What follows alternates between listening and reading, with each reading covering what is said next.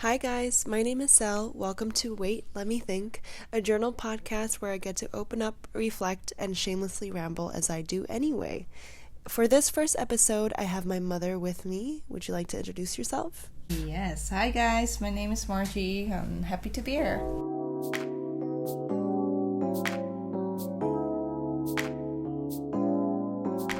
So, we wanted to talk about doing school and the coronavirus since it's such a timely topic. My mom is actually doing her second master's right now at the age of 46 to 47. She's turning 47 in a few days.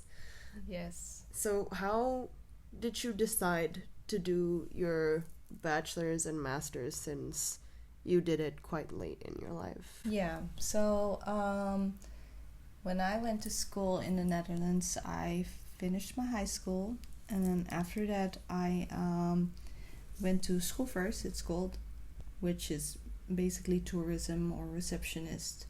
And I started working shortly after that. I started working in a hotel. And when I got married, I was kind of thinking like, well, this is hard to combine with a family, you know, because when you work in a hotel, it's you have late hours. Sometimes you will have the night shift. And then when everybody has a holiday, you're the one that's always working, because that's kind of our time where it is most busy. Mm-hmm. So at that time we lived in Indonesia and we moved to the Netherlands.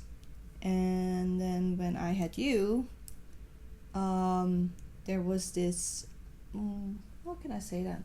It's like a place for parents together and to bring their toddlers there. And I started going there with you. It was some sort of local schooling. And right into the first week joining in with the activities, the lady that was actually doing it, she was pregnant and she was going on a pregnancy leave, and they were looking for people to take over to kind of do the lessons there. So I volunteered, and that is how I got into teaching. Mm-hmm. When you turned 3, we moved back to Indonesia, and we were looking for a school for you, and it was actually a Dutch school that we looked at, but it was pretty expensive. Mm-hmm. International schools in Jakarta. That's right. So the reason why we wanted to do a Dutch school, because we thought, well, it will be great for you to still have your language and to have a bit of that culture while you are in Indonesia. But yeah, it was too expensive. But when we were looking at the school, we had an interview with the principal, and she was new there as well. And then I guess your dad opened his big mouth and he was like, "Oh, do you know my wife was also kind of teaching in the Netherlands," and she called like a few weeks later asking if I wanted to open a toddler group there, and 2 weeks, 2 days a week. So you started the program? I started the program. Wow. Yeah. Without any teaching background? No, I did not have any teaching background, just only what I learned from that time being in the Netherlands and organizing things for parents with toddlers.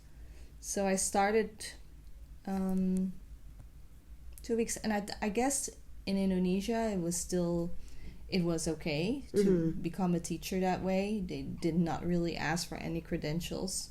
Yeah. Which, if I think about it now, it's kind of crazy. But from the early 2000s was a wild time. Yes, it was. And well, from 2 days a week, then it turned to 3 days a week, then it turned to 4 days a week, then it turned to 5 days a week, and then I was teaching throughout the whole early years, and I stayed at that school for 11 years.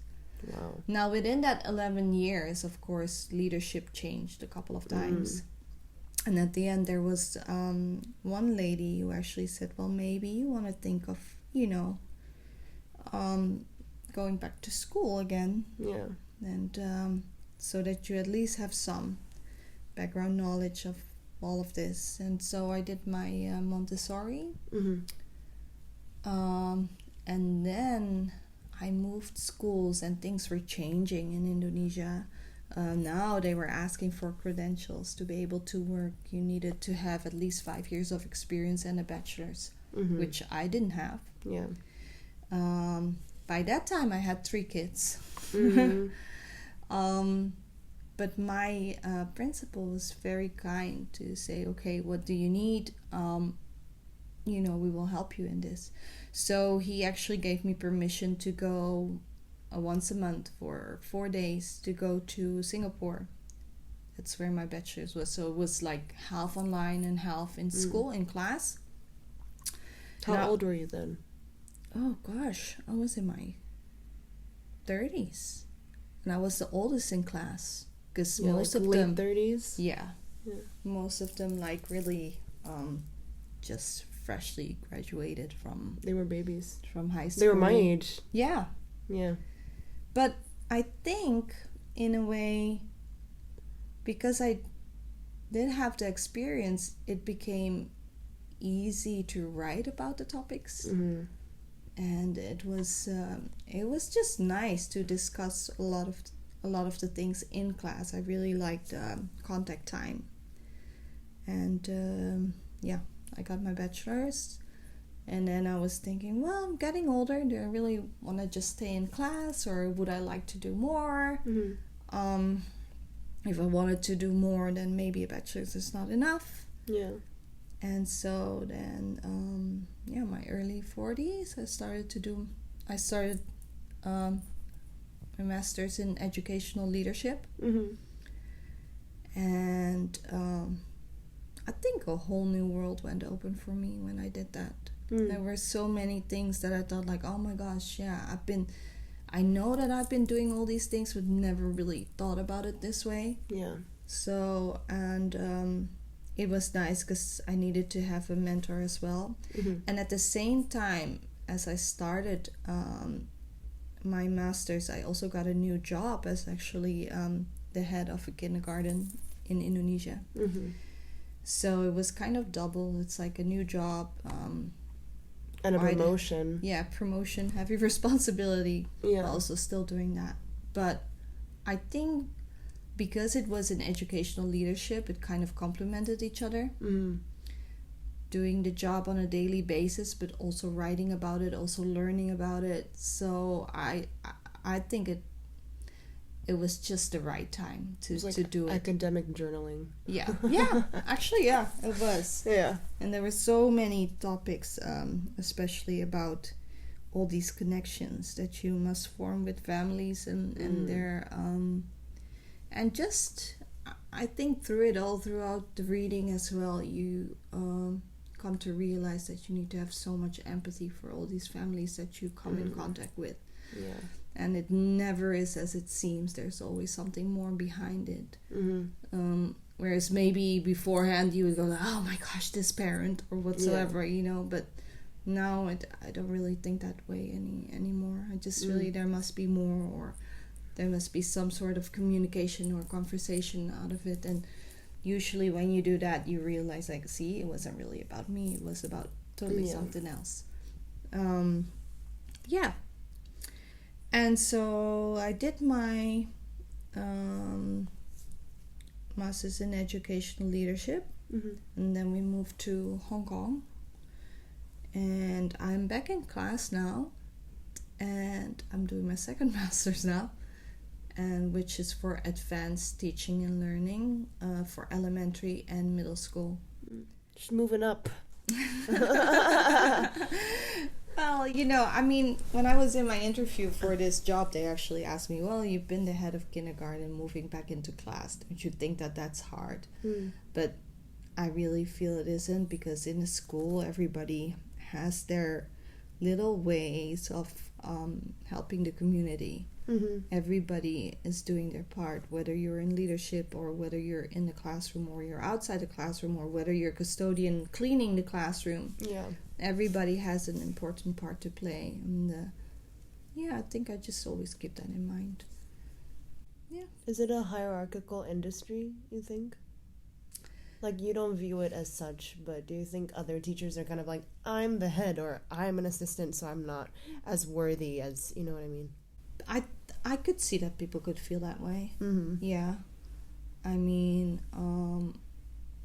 one of the things that I've seen, especially in Indonesia, is where when you get into an international school, you will still see, there you have the white teachers who are way up here, and then you have the local teachers. It is slowly shifting. What I really liked about one school where we were at, we didn't call them assistant teachers. We called them partner teachers. Oh, I like that. Yeah, and I think because of that shift, calling them partner teachers, they also felt like they were teachers. Yeah, it empowers them. Yes, it really, and it was just a simple word if you think about it, but I could really see that for them as a partner teacher, it's like, I am your partner, we're the same. Yeah. It's not like, I'm just an assistant, I don't know, maybe I shouldn't say anything, because that's what you often see when we are having a meeting. They probably have brilliant ideas, but they don't express it because they feel, but I'm just an assistant, maybe it's not my place. Well, their ideas are just as valid as any others. So also very pedagogical studies to be like, language forms reality. Yes, true. But I really saw that shift with my own eyes, so I could really feel it for sure. So that is one of the things I would, I guess, highly recommend to schools. If you do work with assistants, so call them assistants, please. Call them partner teachers. Deconstruct the language within the system. Definitely. So I think the golden question is like, how did you do it? How do you do it right now? Like, how do you compartmentalize your time, your emotions, to do schoolwork and teach and make modules? I mean, it is a lot. There are times where I just want to pull my hair out, and think, what do you do then? I close my laptop for a bit. Shut it down. Start doing the dishes and then come back to it. Or now, like, what I recently like to do is drawing. So then I just draw for a little bit, but I have to remind myself not to get carried away with my time and come back to it again. But I think that when you study something that is of your interest, you don't feel it as much as a burden. Yeah. So I think maybe that's the key. Find something that you love and learn more about it. What part is like the easiest for you, and what part is the hardest? I think the writing for me is quite alright. I don't really have any problems with that. In the beginning, I had problems with it because I didn't really know how to write. How to write properly. Now that I've got the hang of it, it's easier. I think the amount of reading that I have to do it takes a lot of time. Yeah. So sometimes what I do now is like I quickly scan through things, whereas I actually know that I would actually love to read it more because it is very interesting, but sometimes I do not have the time for it, and so I just scan for certain sentences that I know I can use, and I can deliberate a little bit more on it in my own writing. But I must say that's probably not the best way to do it, because you do really want to know the content. Yeah.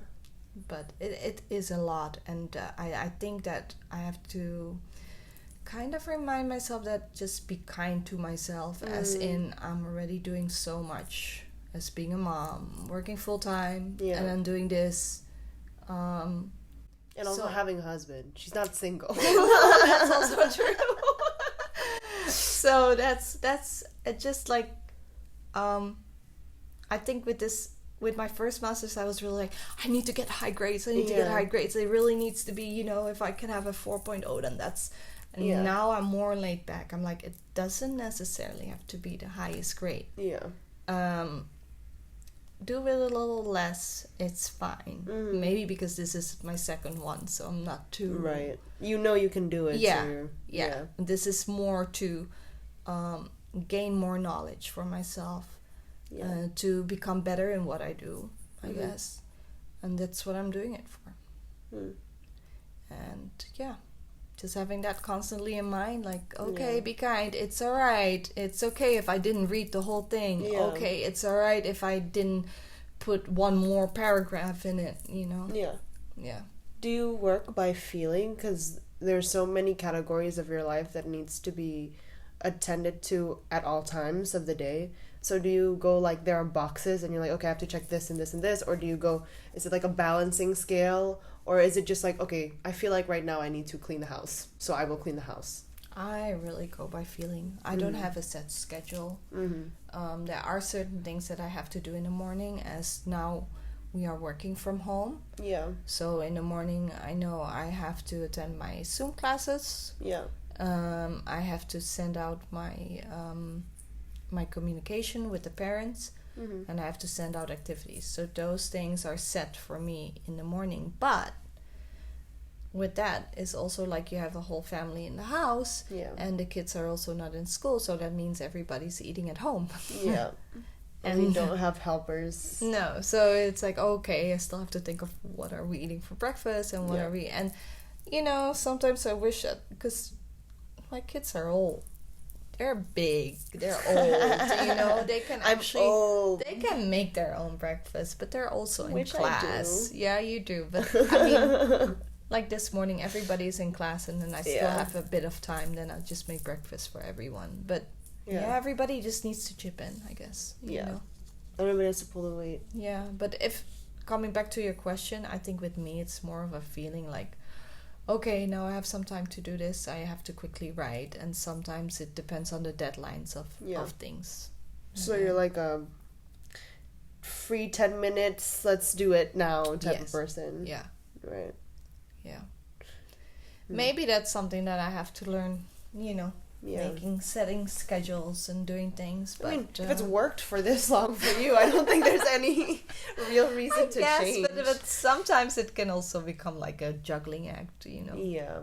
Like, okay, but I still need to do this. And then when somebody's asking you something, you go like, not now, because I need to finish this one off. But maybe if I plan it better. I don't know. Maybe if I get an agenda that I never write in. Yes. As my husband said, you do have a phone, you know. You have an iPad and you have a computer. What else do you need? And a piece of paper, like a sticky note, can do so much. Oh, definitely. Yeah. How did you deal with like confidence? Because I get a lot of people asking me. They'll say their age and they think that's too old to start like a higher education. So when you were in your late 30s and then going into classrooms with all these like fresh 18-year-olds, how did you feel like you were in a position of power because you were older and you had all that experience? Or were you like, I don't really know how to speak academically, I don't really have any experience with this kind of work? Well, maybe because it was in Singapore, it was kind of like, how can I say this? A lot of Asian students were in there.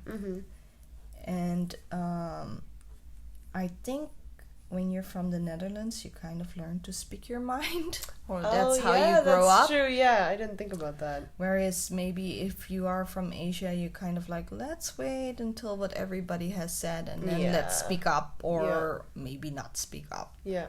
Or at least that's my group was a bit like that in the beginning. And I think because of my experience, I was able to say quite a lot. It's not that I felt like I was more in power or whatsoever, because I do feel like when others were speaking, you can learn so much from each other's experiences. But a lot of them didn't have experience in the classroom. So it came back to how they experienced the classroom as a student, not so much as a teacher. So they would speak about things like that, and I would speak more about as a teacher. But I think, I had the confidence of speaking. You just can't have any shame. No.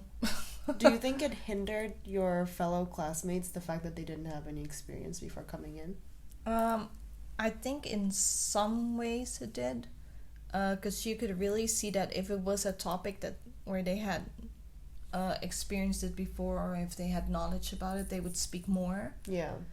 And if there were some things that were new, then it would be absolutely quiet in class. And we started off with about 80 students. Wow. So it was quite That's a big, a lot. yeah, it was quite a big class.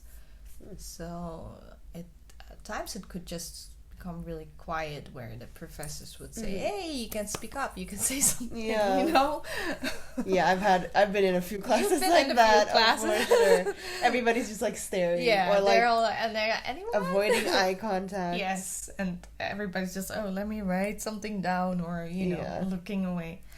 But yeah, I still have like memories of you going to Singapore during your bachelor's, and then like sometimes you just like, it's not really long because my dad is a pilot, so we're very used to someone like leaving for 4 days. well, how And was it's that for not- you? Because normally it's Well, your dad leaving, exactly, not yeah. your mom. I remember like sometimes I'd be like, oh wait, I need mom. Oh no, never mind, she's not here. I just have to wait until Monday because you have to come back before work Yes. starts.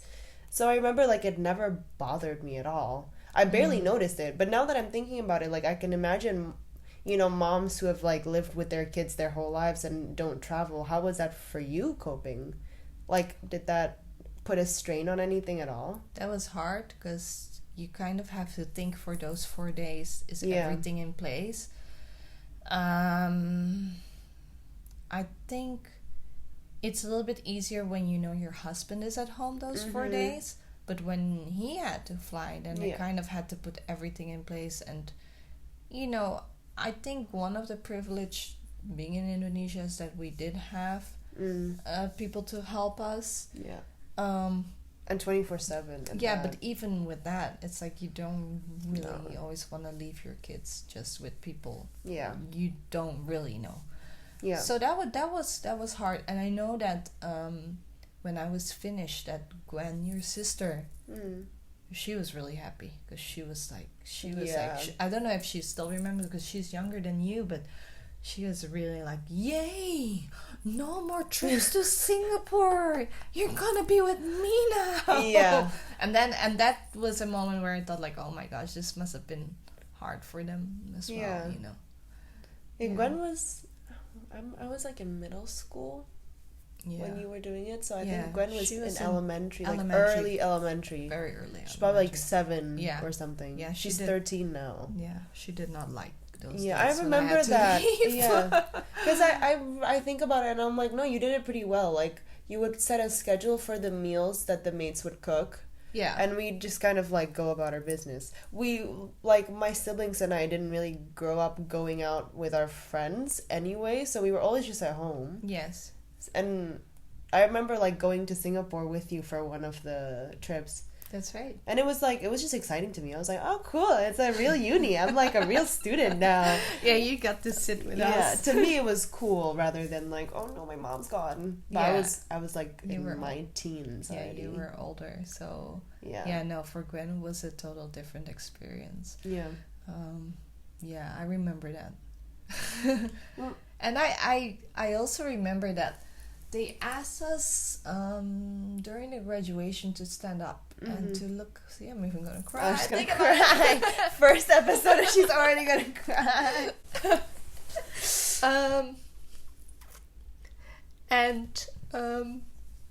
If my mom cries, I cry. We get Gwenny in here, we all cry. Yeah. No, but they asked us to look back at the family. Mm-hmm. Yeah. I think family support is important in this. Yeah. Yeah, that's really important, I think. Having your spouse to support it, but also, even if your children are young, telling your children why it is important that you are doing it. Mm-hmm. I think for me, the biggest drive is to show my children that at any age you can still learn. Yeah. It's never really too late, you know. But also, if you want to gain more knowledge. Why not? It's all out there. Yeah. We have the means for it now, so... And That's it true. doesn't have to be a bachelor's or master's. It could be just even when you watch a YouTube or Exactly, whatsoever about yeah. a certain thing, or listening to podcasts Yeah. whatsoever. You can learn anything from Yeah. the ground up nowadays. Yes, you can. Yeah. I also feel like with women, there's this notion that like you have to sacrifice something to go after something you really want, especially when you get older. It's like marriage and kids or career or this. It's never and. Right. So did you feel like you had to sacrifice anything when you started doing this? I think at first, when I got married, it was really like, okay, I'm going to be a stay-home mom. Going to take care of my kids, take care of my husband. Is that just because you were like a homebody, or is that because like Homebody, but also kind of like, that's what I thought. Like that would be the thing to do. Yeah. And that's a bit weird because now when I think about it, like I grew up in the Netherlands and people in the Netherlands don't think that way. Yeah. Because you do have moms who will just go Yeah. out and work. And Oma is a career woman. Yeah. So, but I just thought like, okay, well that, you know, but somehow I think because I've been working since I was 16. Yeah. And even when I was at school, I was working in the weekends. I was so, it was still, you know, and fortunately your dad has been very supportive in that as well. Listen, well, maybe you want to do something. If it's not working at a hotel, maybe we could find something that is more, that can, you know, that you can combine with having a family. Yeah. And I guess becoming a teacher was kind of, that was it. And yeah, I also got to love teaching. So, but that was never on my mind when I was younger. Yeah. Think that I would ever become a teacher, actually. Yeah. So, yeah. And as for feeling that I have to sacrifice something, no, not really. I think you can do all the things, but again, you do need to have that support. Yeah. Without the support, it's going to be really, really hard. Yeah. So you can do it all, just like not alone. Yeah. That's how I feel. Well, it's not a one-woman show, right? No. Yeah. And I think when it comes to like being a strong, independent woman, a lot of people think then they can't ask for help. Like I see that a lot with moms in Indonesia, for example. They're like, you know, they really don't want to let the maids do anything other than cook and clean. Yeah. They're like, well, like some moms will even be like, I'm going to teach my kids. I'm going to like put them in homeschooling and I'm going to teach them everything myself. And then it's empowering, but it's also like you need to admit that you can accept help. And there's nothing wrong with that. And it does not make you less powerful or strong. Oh, definitely not. Yeah. I agree with that. I think, again, it's even within any community you live, or within your own family. We need people around us. We need each other, you know, to help each other. And you'd be surprised how willing people are to help out with just little things. But little That's things very can true. make such a difference. Yeah. You probably see that with your friends as well. Yeah, definitely. Yeah. It's like the minute, I mean, my issues are not children and husbands, but it's like if someone has an extra hour for like a job, we can totally, like, we'll send in notes, we'll send in our own assignments so people can do it if they miss something. We'll record classes for people who are just too sick to come. People who move in and need to buy furniture will go on train rides for hours just to help them carry a new carpet. You know? It's like little things. Yeah. But I think it's great if everybody thinks that way. Yeah. Sometimes you might not be always lucky to be in an environment like that. But then you can be that person, you know. You could still set that example of being there to help others. Yeah. Yeah.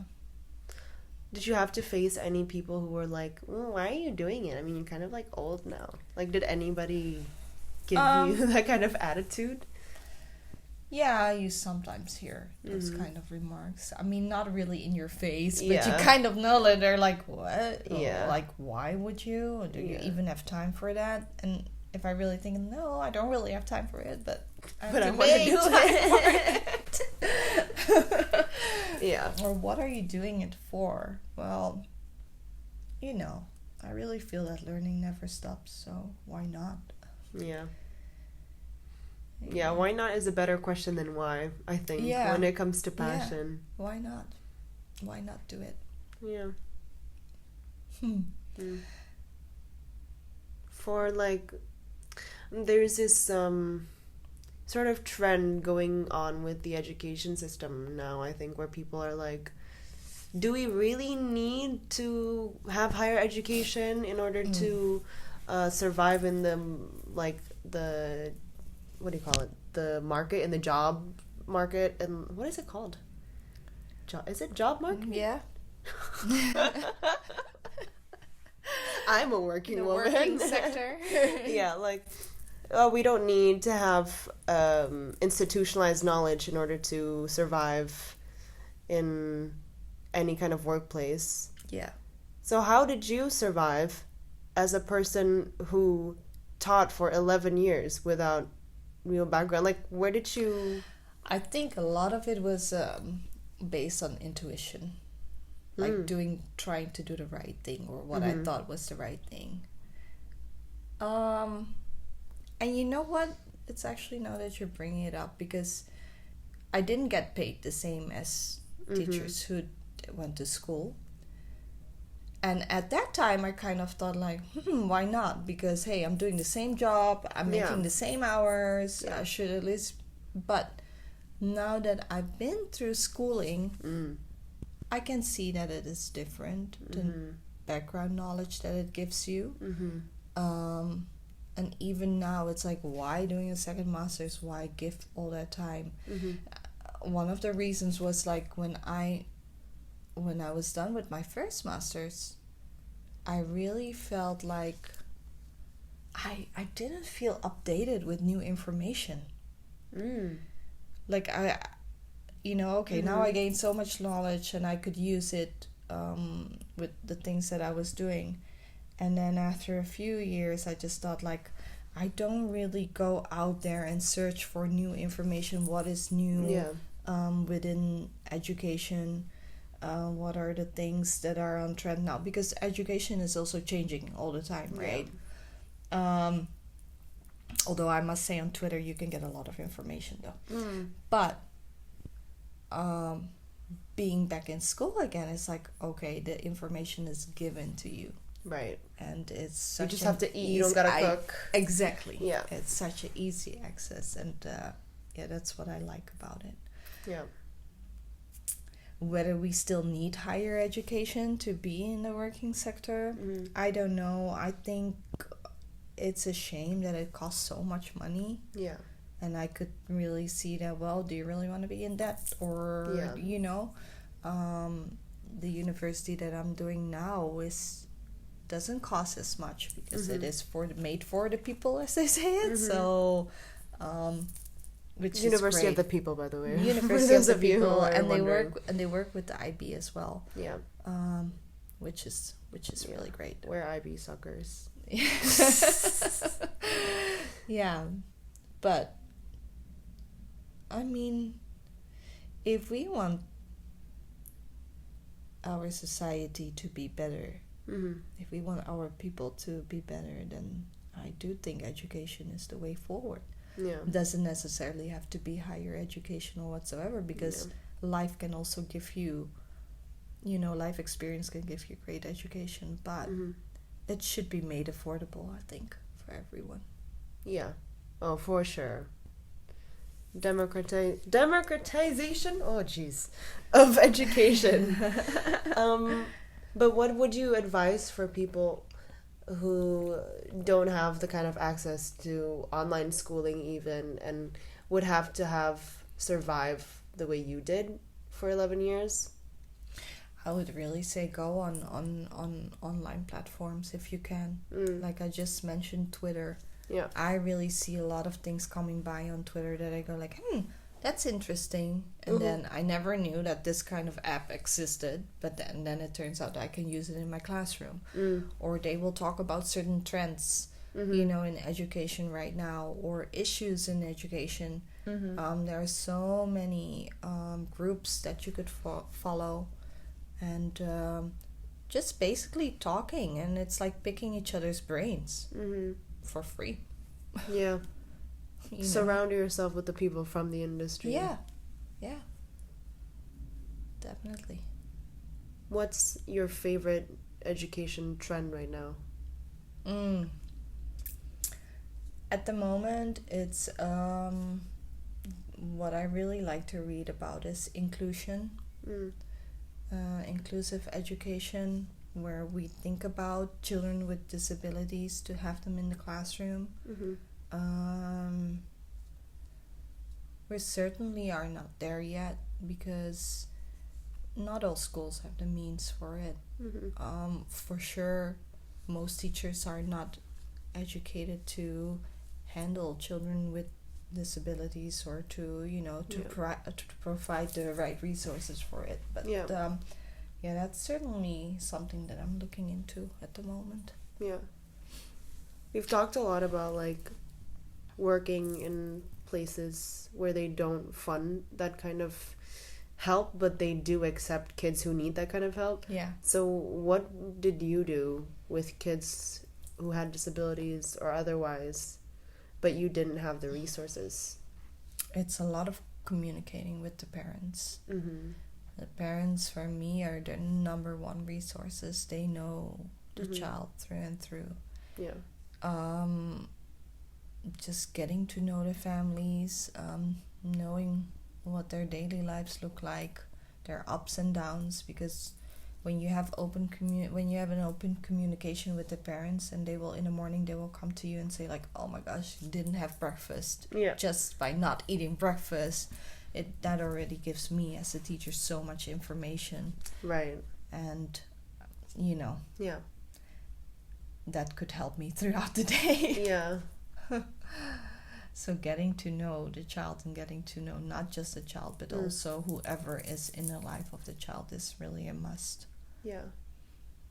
How do you differentiate that? Because, like, as a mom, and then taking care of these young kids, and basically having to know them as a mom as well in the classroom, like a parent, like, how do you deal with the fact that you don't really know what goes on behind their closed doors, and they just have to come in for a few hours, and you have to do your best with the few hours, you know? I think there's a lot of observation that goes with it. Little things that you can observe, you write it down and see if it comes back. See if it comes back at certain times, or see what triggers it. And then with that, your notes, that's then how you can talk to the parents. Because, I mean, you cannot expect that all parents are going to be open with you right away, right? Yeah. About maybe certain situations at home. But if you let them know that you're really there to listen, and basically usually the first initial conversations are just listening. Yeah. I never really give too many comments. I'm just listening and jotting things down, and then I go from there. It's like psychiatrist work, really. It is, actually. Yeah, child psychology is really the basis of it all. Yeah, I guess school is kind of like rehab for kids. Maybe more people feel that way now that that they are stuck at home. Yeah. What is that like, teaching little kids and then being stuck at home and having to do Zoom? Because I only hear parts of it. Well, the other day it really hit me, because I was thinking about what activity to do, what to do this, and how to make it exciting, and all these things are going through my head. And then when I paused myself, I thought like, wait a minute, it's not really about the quantity of work that I give them at the moment. I think it's more about teaching from the heart and letting them know that, you know what, I'm really thinking about you. Just a quick hello on Zoom. Because my first few lessons, I was the one talking all the time. Yeah. I was like, okay, now we're going to do math, and now we're going to do this, and I'm going to read a story. And then I thought, like, maybe I should turn this around a little bit and have them talk, not me talking so much. Yeah. And so I did one lesson where it was just a simple show and tell. Show your favorite object or toy. Well, that Zoom lesson went longer than I expected. Yeah. They love to talk. Yeah, I mean, they just loved showing their things from home. And then the other lesson was write a kindness letter to your friends and then read it out loud on Zoom. So we did that as well. And it's amazing with the things that they come up with and that they write about. And then you hear the things that they are missing about their friends. And I think it's more about that they also have an outlet to talk about what they are missing. One of the students, he's stuck in Taiwan, and he just kept on putting his hand up and said, "Oh, I also want to say I miss my bed." Okay, yes. And then he goes and holds his head, and I also want to say I miss my fish. I think they will be dead when I come back. But those are all the worries little children have, right? Yeah. And fortunately, his dad was sitting there, and he goes like, "No, they won't be dead because we have somebody to take care of them." I'm like, okay, great. You're like, God, now I gotta deal with that when he comes back. Yeah, but I think that those are little worries that they have. Just like we adults have worries about the bigger things. They have worries about the smaller things in their lives. And I feel that if you give them a platform to be heard, then that's enough. You don't have to think so much about the activities that you are giving them. It's just more, hey, here we are all together. Let's talk. Yeah. What's on your mind? Do you think in the far future, when we can't leave our houses anymore because pollution is so bad, like online schooling could actually work as a system? I think it could. I'm just hoping that we will still have the possibilities to go out of the house. You know, like yesterday we were watching this movie about basketball with Ben Affleck. And I was actually thinking about Kanan, your brother, because he just loves basketball. He's always out of the court. How hard this must be actually for him, being inside all the time, not seeing friends, not being able to just run and shoot hoops. I think we don't always realize it, but those little freedoms that we had before, at the moment it's been taken away, and it's not just taken away from adults, it's taken away from kids too. Yeah. So we really need to empathize with that, I think. How is it affecting the 5 and 6 year olds? Well, I see that some of them are still going out and being on their scooter and on their bike. Yeah. So I'm very happy to see that. One of my colleagues, she has, I think he's 3. She has a bit of a garden, so she still let him go out in the garden, and she goes like, "Oh, that's just better than being in front of an iPad the whole day." And I totally agree with that. You know, if you still have that, a little bit of space, whatever it is. For us at the moment, it's the balcony. Sitting on the balcony and catch a bit of sun. So while we still can, I would say take those little moments. Yeah. With tech and stuff, like, I think I really see it nowadays that parents really just let their kids on the iPad for hours to just shut them up. Like, how do you think we can resolve this tension between the education of kids and, like, the overuse of tech in the classroom setting? I think in the classroom setting, that is really up to the curriculum that the school has, right? And maybe also the values of the teacher itself. Do you value using a lot of technology in class, or do you rather do other hands-on things with the children? Yeah. So it really depends on the teacher, I think. For me personally, because I know most children already have technology at home, I try to minimize it and do more of art activities or games, things like that. Well, we still have to think about technology skills because that's what they grow up with. So I still give them a bit of technology, but it's not really a big part or a central part of the day. But that's just what I value personally as a teacher. So I think that really depends on what you value for children. Right. What do you feel like the school curriculum overlooks the most in terms of early years education? I really think that it's more about the connection again. The teaching from the heart. Sometimes we're so like, oh, they must read by a certain, or they must be on a certain level reading, or they must be. No, they don't have to be. Kids have their own rhythm. And you can see that more and more coming now in schools where they differentiate, and not everybody has to be on a certain level yet. At the end of high school, your GPA still counts.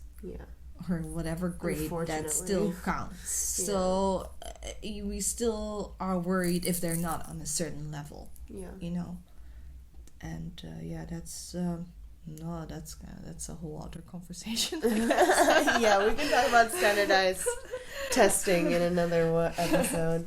What about parents then? What do you think parents overlook the most about their 5-year-olds that go to school? Know that your 5-year-olds also have worries that I mentioned before.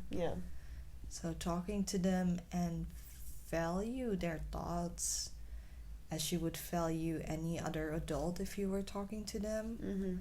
Because what goes on in their little mind is just as valid. The feelings that they have are just as valid as that you are feeling. I mean, if we are feeling a little lost right now, can you imagine how a little one is feeling? Especially if nobody talks to them about things, you know? So I think it's just about know that whatever it is, it's all valid. It doesn't just come because they just want to feel that way, or they don't just act out because they just want to act out. They're not being dramatic. Okay. My last question is, what do you want to do once you graduate the second master's? Once I graduate this second master's, I would still like to continue teaching, or I would like to be in leadership. It doesn't really matter. But I would like to put the educational side aside for a little while. I would like to plunge myself into writing for my own blog. I would like to plunge myself into drawing. Would like to learn more about that. So that's more the fun stuff then. I'm gonna play around. Screw school after this. No, it's not that. But I think I would, because even that is a learning process. So I would like to learn more about that. Okay.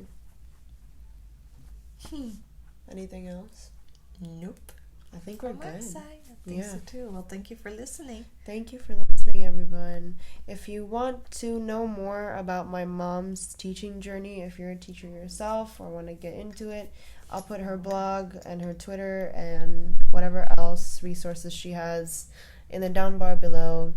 If you are a baby boomer and do not know what a down bar button is, you see the title of this video, the description, and then there's a click more option. You click on that. I know my dad doesn't know how to do that, so I'm sure there are more adults out there that are confused. All right. Have a good day wherever you are. Have a good day. Bye. Bye.